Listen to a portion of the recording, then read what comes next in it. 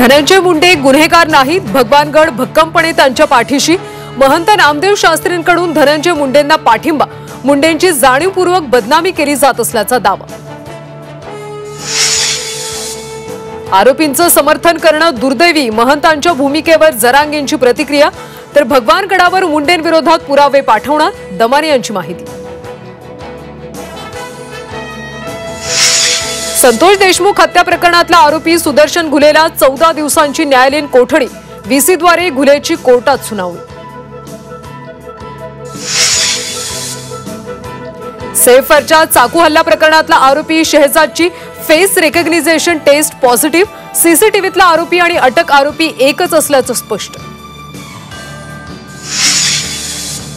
नाशिकचं पालकमंत्रीपद सोडण्यास गिरीश महाजनांचा नकार, महायुतीत संघर्ष होण्याची चिन्ह।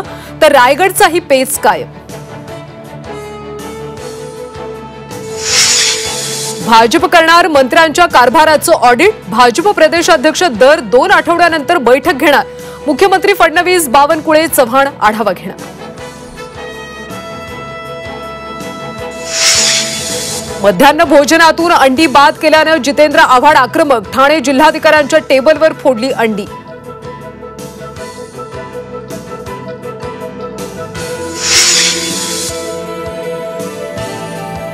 साध्वी ममता कुलकर्णींना आखाडा परिषदेचा दणका, महामंडलेश्वर पदावरून हटवलं।